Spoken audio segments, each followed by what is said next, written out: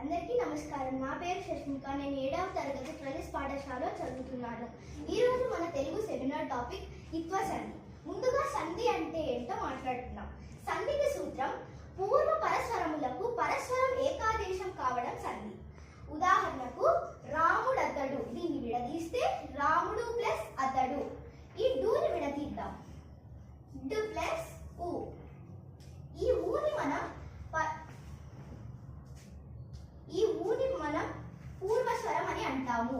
ఈ ఆని పరస్వరం అని అంటాము. ఎప్పుడైతే ఈ పూర్వస్వరాన్ని తొలగించి ఆ పదంలో ఏకాదేశం అవుతుందో అప్పుడు సంధి కలుగుతుంది. ఇప్పుడు మన టాపిక్ ఇత్వ సంధి కాబట్టి ఇత్వ సంధి గురించి మాట్లాడదాం. ఇత్వ సంధికి సూత్రం ఏ వ్యాధుల ఇత్తునకు సంధి వైకల్పికము కాను. ఇక్కడ రెండు పదాలు చాలా ఇంపార్టెంట్.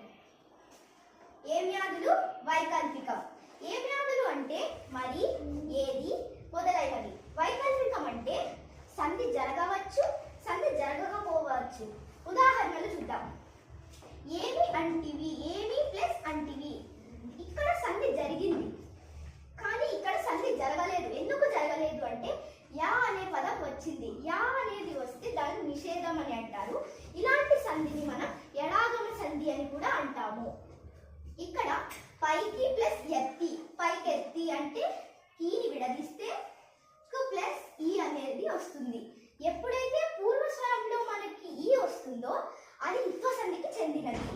ఇక్కడ రావాలి ప్లస్ అని, లీని విడదీస్తే ఇల్లు ప్లస్ ఈ వచ్చింది కాబట్టి రావాలనే పదం ఇత్వ సంధిలోకి చెందినది.